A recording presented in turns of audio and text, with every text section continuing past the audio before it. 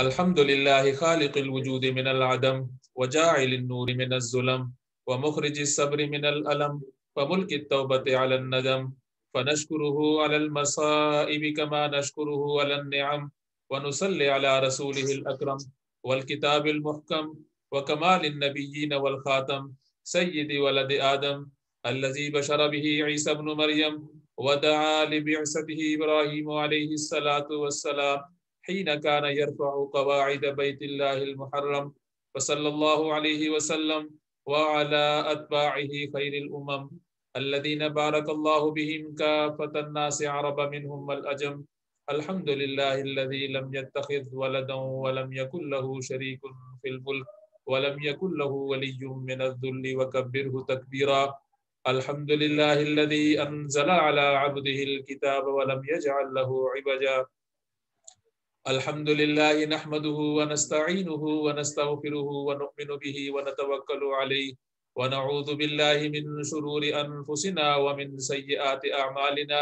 من يهده الله فلا مضل له ومن يضلله فلا هادي له ونشهد أن لا إله إلا الله وحده لا شريك له ونشهد أن سيدنا ومولانا محمدا عبده ورسوله أرسله الله تعالى بالهدى ودين الحق ليظهره على الدين كله وكفى بالله شهيدا وصلى الله عليه وسلم تسليما كثيرا كثيرا ثم أما بعد فإن أصدق الحديث كتاب الله وخير الهدي هدي محمد صلى الله عليه وسلم وإن شر الأمور محدثاتها وكل محدثة بدعة وكل بدعة ضلالة وكل ضلالة في النار يقول سبحانه وتعالى في كلامه المجيد بعد أن أقول أعوذ بالله من الشيطان الرجيم بسم الله الرحمن الرحيم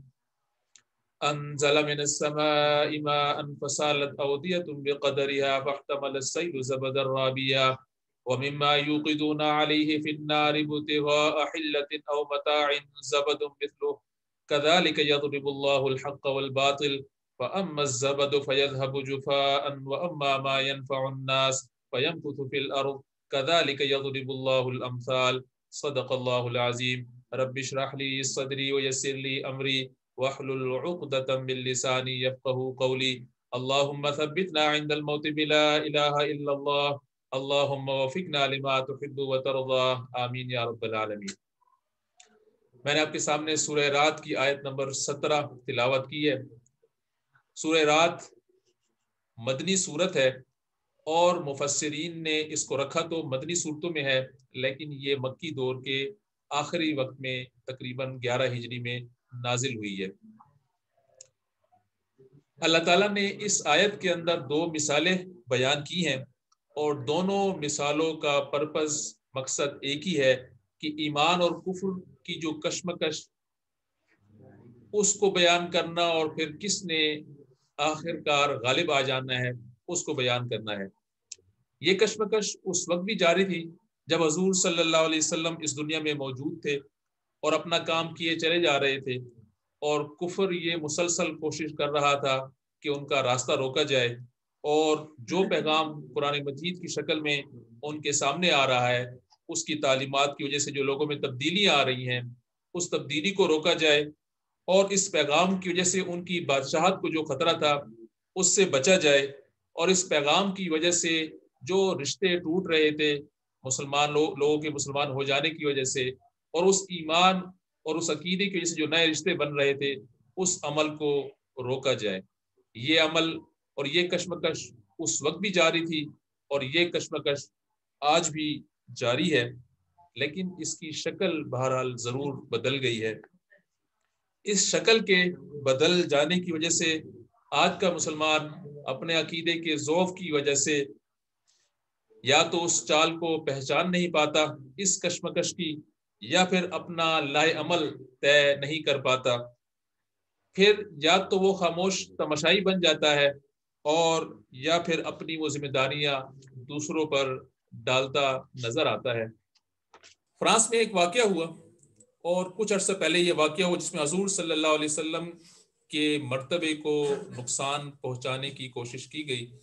اور یہ واقعہ پہلا واقعہ نہیں تھا بلکہ اس سے پہلے اس طرح کے اور واقعات بھی اور ملکوں میں پیش آتے رہے ہیں. کبھی قرآن مجید کی بے حرمتی اور اس کو جلایا جانا، کبھی حضور صلی اللہ علیہ وسلم کے حوالے سے تحریر کے ذریعے سے، یا پھر کچھ اور ذرائع سے یہ سلسلہ جاری ہے۔ اس طرح کی جب کوئی صورتحال آتی ہے تو مسلمان غم و غصے کے شکار ہوتے ہیں اور اپنا رد عمل دیتے ہیں، اور یہ رد عمل ان کے ایمان کا تقاضا ہے، اس لیے کہ سورہ حجرات کے اندر آتا ہے وَلَٰكِنَّ اللَّهَ حَبَّبَ إِلَيْكُمُ الْإِيمَانَ وَزَيَّنَهُ فِي قُلُوبِكُمْ وَكَرَّهَ إِلَيْكُمُ الْكُفْرَ وَالْفُسُوقَ وَالْعِصْيَانَ، کہ یہ ایمان ہی ہے جس کی وجہ سے تم لوگوں کے دل جڑ گئے ہیں اور اس کی وجہ سے تمہاری نیکی کی طرف ترغیب ہے، وَكَرَّهَ إِلَيْكُمُ الْكُفْرَ، اور تمہاری کراہت محسوس کرتے ہو فسق کی طرف سے۔ اسلام ہمیں محبوب ہے، ہمارا ایمان اور ہمارا عقیدہ ہے، اور اسی اسلام کا یہ تقاضا بھی ہے کہ ہم حضور صلی اللہ علیہ وسلم سے محبت کرنے والے ہوں، اطاعت کرنے والے ہوں۔ پھر جب انسان جس سے دلی طور پر جڑا ہوتا ہے، محبت کرتا ہوتا ہے، ان کے بارے میں کوئی غلط الفاظ برداشت نہیں کر سکتا، بلکہ اس پر اپنا رد عمل ظاہر کرتا ہے۔ ذہن میں لائیے اپنے خاندان کو، اپنے والدین کو، اپنے گھر والوں کو، کہ ان کے خلاف کوئی اگر کوئی بات کرے تو کوئی صرف صبر کی تلقین کر کے یا صبر پر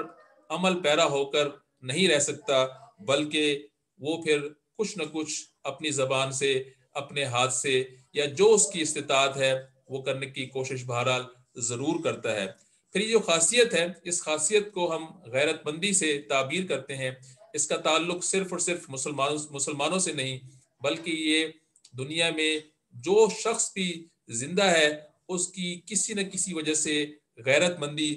کبھی نہ کبھی ضرور جاگ پڑتی ہے، اس کے اپنے پریفرنسز کے اعتبار سے۔ اب یہ کیسے ہو سکتا ہے کہ حضور صلی اللہ علیہ وسلم کی شان میں گستاخی کی جائے اور مسلمان اس سے رنجیدہ نہ ہو، غصے میں نہ آئے اور چپ کر جائیں؟ اس طرح کے حالات میں نہ صرف غصہ آئے گا بلکہ اس پر رد عمل بھی آئے گا۔ لیکن اب یہ رد عمل آنے کے بعد ایک مسلمان جس طریقے سے رد عمل دیتے ہیں کہ انہوں نے فرانس کی پروڈکٹ کا بائیکاٹ کیا، احتجاج کیا، مختلف جماعتوں کی مل کر کچھ لوگوں نے احتجاج کیا، سوشل میڈیا پہ کمپین چلائی، لیکن اس کے بعد اتنا کر لینے کے بعد اب مزید کیا؟ بس کیا ہماری حضور صلی اللہ علیہ وسلم سے محبت کا یہی تقاضا تھا کہ ہم یہی 3 کام کرتے اور اس کے بعد دوبارہ سب کچھ بھول بھال کے دوبارہ اپنے کاموں میں لگ جائے؟ اس بات کو باریک بینی سے دیکھنے کی ضرورت اس وجہ سے ہے کہ ہمارا جو دشمن کافر ہے اس نے بھی آپ کے حوالے سے ایک ریسرچ کی ہوئی ہے۔ اس نے مسلمانوں کی کیٹیگریز بنائی ہوئی ہیں کہ مسلمان، روایتی مسلمان کیسے سوچتے ہیں، پھر جدید مسلمان جنہوں نے اپنے اسلام کو جدید تقاضوں کے مطابق ڈھال لیا ہے، وہ اس طرح کے صورتحال میں کس طریقے سے اپنا رد عمل ظاہر کرتے ہیں، اور پھر وہ فنڈامنٹلز اور بعمل مسلمان جو اسلام کے تقاضوں کو سمجھتے ہیں، وہ اس طرح کے معاملات پر کس طرح کا رد عمل دیتے ہیں۔ اور یہ کیٹیگریز کفار نے یا ہمارے دشمنوں نے یا حضور صلی اللہ علیہ وسلم کے دشمنوں نے یہ بنائی ہوئی ہیں تاکہ وہ یہ دیکھ سکیں کہ ہمارے کس حرکت سے، کس گروپ کی طرف سے کیا رد عمل آ سکتا ہے۔ بات یہاں یہ ہے کہ یہ لوگ ایسی حرکتیں کیوں کرتے ہیں اور مختلف اوقات میں یہ کام کرتے چلے جاتے ہیں، اور یہ بات آج ہمارے درس قرآن کا موضوع ہے۔ اس لیے کہ یہ جو لوگ ہیں ان کی اس حرکتوں کی وجہ یہ ہے کہ مسلمانوں کا وقت کے ساتھ ساتھ اپنے دین سے تعلق اس طریقے سے ختم نہیں ہو سکا جس طریقے سے چرچ خالی ہو گئے، جس طریقے سے اور مذاہب نے مذہب کو اپنی زندگی سے نکال کر باہر رکھ دیا۔ مسلمان اپنے ایمان میں کمزور، اپنے عمل میں نیچے ضرور آئے، لیکن ان کا تعلق بہرحال قرآن مجید سے موجود رہا، حضور صلی اللہ علیہ وسلم سے ان کی محبت بہرحال موجود ہے، اسلام کی تعلیمات پر ٹوٹی پھوٹی ہی صحیح لیکن بہرحال ان کی تعلیمات پر عمل پیرا ہیں۔ اور جو لوگ اسلامی ممالک میں رہتے ہیں ان کے لیے تو حلال و حرام ایک خاص، حلال و حرام کھانے کے حوالے سے کہ وہ خاص اس کی پابندی کرتے ہیں، لیکن جو لوگ باہر بھی رہتے ہیں وہ بھی بہرحال اس حلال و حرام کی تمیز کرتے نظر آتے ہیں. پردے کا اہتمام بہرحال کچھ نہ کچھ لوگ کرتے ہیں. یہی وہ اسباب ہیں جو ان کفار کے لیے تکلیف دہ ہیں اور یہ صورتحال ان کے لیے ہضم ہونے والی نہیں ہوتی. ان حالات اور صورتحال کا ازالہ کرنے کے لیے کہ کس طریقے سے مسلمانوں کو ان کے دین سے، ان کے ایمان سے، ان کے عقیدے سے دور کیا جائے، وہ مختلف پلان بناتے رہتے ہیں. پھر ان کے پلان مختلف طریقے سے ہوتے ہیں. وہ کسی شخص یا قوم کو ان کے مقصد حیات سے ہٹانے کے لیے سب سے پہلی تدبیر اور سب سے آسان تدبیر جو عام طور پر کی جاتی ہے کہ ان کو بدنام کیا جائے اور ان کے ساتھ ان چیزوں کو جوڑا جائے جو کہ اصلاً ان کے پاس موجود نہیں ہے، تاکہ عام لوگ جو مسلمانوں کے ساتھ بھی نہیں ہیں اور جو کفار کے ساتھ بھی نہیں ہیں، کم از کم ان کے سامنے مسلمانوں کو بدنام کیا جائے. ایکسٹریمسٹ، فنڈامنٹلسٹ اور پھر ٹیررسٹ، یہ اسی طرح کی ہی القابات ہیں جو اسی طرح کی ہی مہم کے نتیجے میں مسلمانوں کو ملے. پھر جب یہ لیبل دے دیے جاتے ہیں، ایک دو واقعات کو اٹھا کر ان کو اتنا میڈیا کے اوپر ان پر بحث کرائی جاتی ہے اور مسلمانوں کو ایک بالکل دیوار کے ساتھ لگا دیا جاتا ہے، اور جب حالات اتنے خراب ہو جاتے ہیں اس وقت کوئی نہ کوئی مسلم اپنا ٹیمپرامنٹ کھو کر کوئی ایسا ایکسٹریم ایکشن کر گزرتا ہے. اب اس کے اس رد عمل کی وجہ سے اس کو مزید استعمال کیا جاتا ہے اور قوم کو ہلکے ہلکے ایک ذہنی قسم کی جنگ میں مبتلا کر دیا جاتا ہے. جب کفار اس طریقے سے حضور صلی اللہ علیہ وسلم یا اسلام کے کسی بھی شاعر کا مذاق اڑاتے ہیں تو ہمیں کیا کرنا چاہیے، یہ آج ہم جاننا چاہتے ہیں. ہمیں وہ کرنا چاہیے جس سے اللہ خوش ہوتا ہے اور جس کے کرنے سے کفار کو غصہ آتا ہے.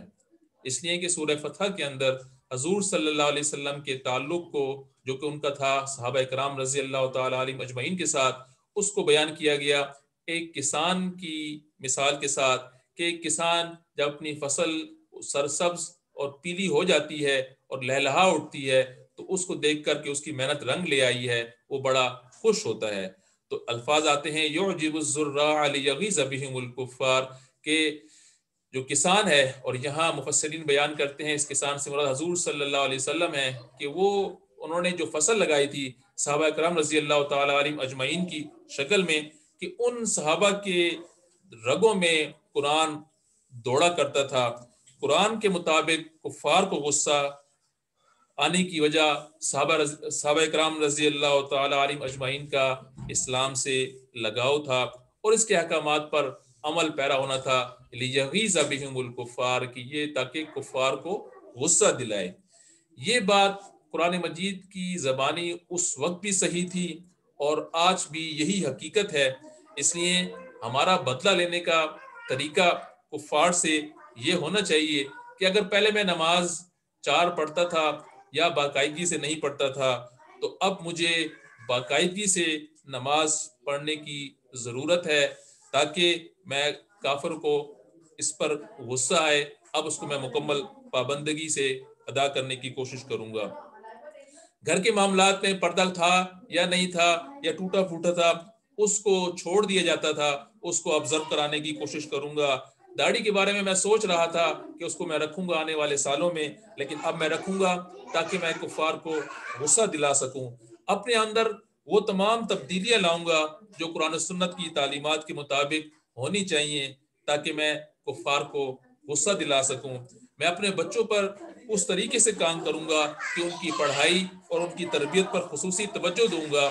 تاکہ وہ دین کو زیادہ بہتر سمجھنے والے ہوں. میں ان کے مستقبل کے بارے میں سوچوں گا کہ 10 سال کے بعد اسلام ان کو کیسا دیکھنا چاہتا ہے، نہ کہ ان کا کیریئر ان کو کیسا دیکھنا چاہتا ہے. اپنے خاندان، اپنے دوستوں کو اس بارے میں بتانے کی کوشش کروں گا کہ کس طریقے سے ہم اسلام کی قوانین پر عمل پیرا ہو کر اپنی زندگی بہتر بنا سکتے ہیں اور کفار کو غصہ دلا سکتے ہیں. اور یہ عمل بھی ہمارا سنت سے بالکل ثابت ہے کہ حضرت حمزہ رضی اللہ تعالی عنہ کے اسلام لانے کا واقعہ اگر آپ کے ذہن میں ہو کہ وہ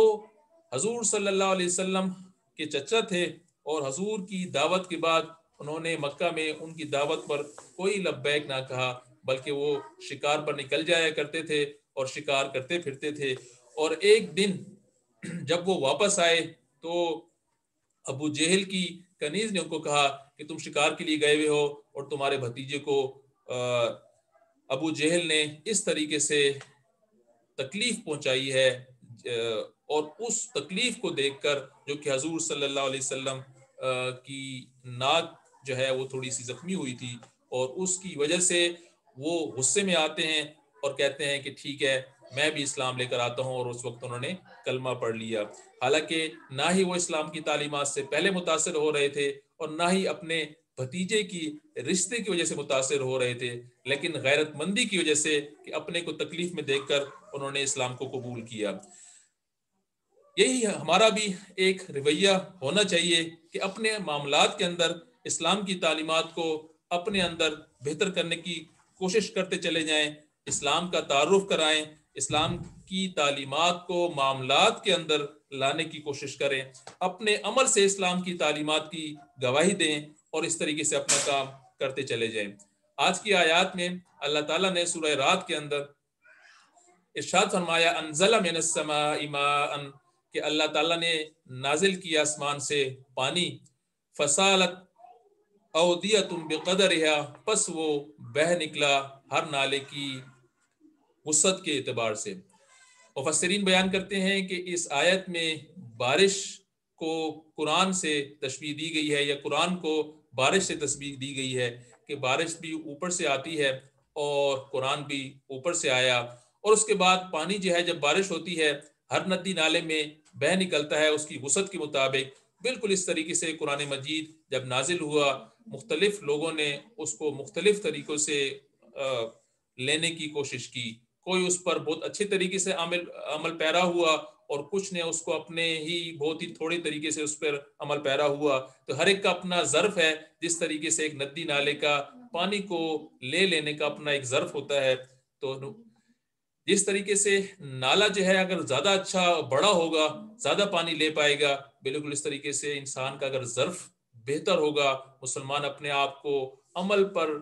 آمادہ کرنے کی طرف اس کی کوشش ہوگی، تو وہ بھی قرآن مجید کی تعلیمات کو زیادہ لے پائے گا۔ اس ندی نالوں میں پانی جب نکل پڑتا ہے اس کی وسعت کے اعتبار سے، فصالت اودیۃ بقدرها، پس اس کے اوپر آ جاتا ہے جھاگ، یہ جو سفید سفید جھاگ آ جاتا ہے، اور یہ جھاگ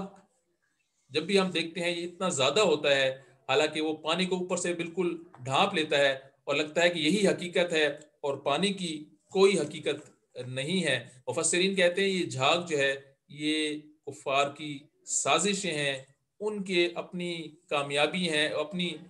پلاننگ ہے کہ وَمَكَرُوا وَمَكَرَ اللَّهُ وَاللَّهُ خَيْرُ الْمَاكِرِينَ، کہ وہ اپنی اپنی سازشیں کرتے ہیں اور اللہ اپنی تدبیریں کرتا ہے، اور اللہ زیادہ بہتر تدبیریں کرنے والا ہے۔ اور اس دنیا میں جو چیز رہتی ہے، فَاحْتَمَلَ السَّيْلُ زَبَدًا رَّابِيًّا وَمِمَّا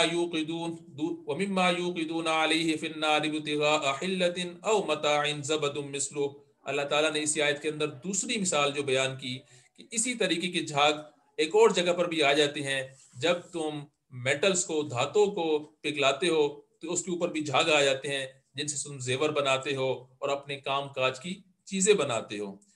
اور پھر اللہ تعالیٰ فرماتے ہیں كَذَلِكَ يَضْرِبُ اللَّهُ الْحَقَّ وَالْبَاطِلَ، اللہ تعالیٰ اس طریقے سے حق اور باطل کے فرق کو تمہارے سامنے بالکل واضح کر دینا چاہتا ہے، کہ جھاگ کی حقیقت اس کافروں کی چالوں کی ہے اور کافروں کی ہے، کفار کی ہے، جبکہ جو پانی ہے یا دھات ہے جس سے بہرحال لوگ فائدہ اٹھاتے ہیں، اس کی مثال ایمان والوں کی ہے کہ جھاگ کی کوئی حقیقت نہیں ہوتی۔ وَمِمَّا يُوقِدُونَ عَلَيْهِ فِي النَّارِ ابْتِغَاءَ كَذَلِكَ يَضْرِبُ اللَّهُ الْحَقَّ وَالْبَاطِلَ فَأَمَّا الزَّبَدُ فَيَذْهَبُ جُفَاءً وَأَمَّا مَا يَنفَعُ النَّاسَ فَيَمْكُثُ فِي الْأَرْضِ، کہ جب ان چیزوں کو استعمال کر لیا جاتا ہے، پانی کو یا دھاتوں کو، تو فائدہ دینے والا صرف اور صرف پانی ہوتا ہے یا وہ دھاتیں ہوتی ہیں، اور ان جھاگوں کی کوئی حقیقت نہیں ہو جاتی۔ جب وہ اور جھاگ جو ہے وہ خشک ہو کے رہ جاتا ہے، اور پھر پانی وہ ہریالی لانے والا ہوتا ہے، اور جو دھاتیں ہیں وہ خوبصورتی لانے والی ہوتی ہیں، اور کھیتوں میں جو ہریالی ہے وہ ان جھاگوں کی وجہ سے نہیں ہو سکتی۔ جو ضبط کا لفظ ہے یہ ان کے لیے استعمال کیا گیا کہ جو کچھ انسان کے لیے نافع ہے صرف وہی باقی رہ جاتا ہے۔ اس طرح کفار کی سازشیں، ان کے الفاظ، یہ سب حقیقت میں ضبط ہیں، اور جیسے پانی کے اوپر جھاگ ہوتے ہیں بالکل اس طریقے سے ان کی چالیں بہرحال ختم ہو جانے والی ہیں۔ ایک مسلمان کو، ایک مومن کو اللہ تعالیٰ پر یقین ہونا چاہیے، اور اس طرح کا اس کے ساتھ تعلق قائم ہونا چاہیے کہ اس کا بھروسہ اور اس پہ یقین اللہ تعالیٰ کی باتوں پر، قرآن مجید کے الفاظ پر ہو کہ بہرحال ان کفار نے ختم ہو جانا ہے ان جھاگوں کی طریقے سے، اور اس دنیا میں رہنے والی چیز تو وہی ہے جو نافع ہے، جو ایمان والے لوگ ہیں، جس طریقے سے پانی نافع ہوتا ہے اور جس طریقے سے دھاتیں نافع ہوتی ہیں۔ اللہ تعالیٰ سے دعا ہے کہ اللہ تعالیٰ ہمیں اپنے اعمال کو قرآن مجید کی اور اسلام کی تعلیمات پر عمل ڈھالنے کی توفیق عطا فرمائے، اپنا تعلق قرآن مجید سے مضبوط کرنے کی توفیق عطا فرمائے، اور ہمیں جو کفار سے ایک مسلسل کشمکش درپیش ہے اس میں اپنے اوپر بھروسہ رکھنے کی توفیق عطا فرمائے۔ سبحانک اللہم و بحمدک، اشہد ان لا الہ الا انت استغفرک و اتوب الیک۔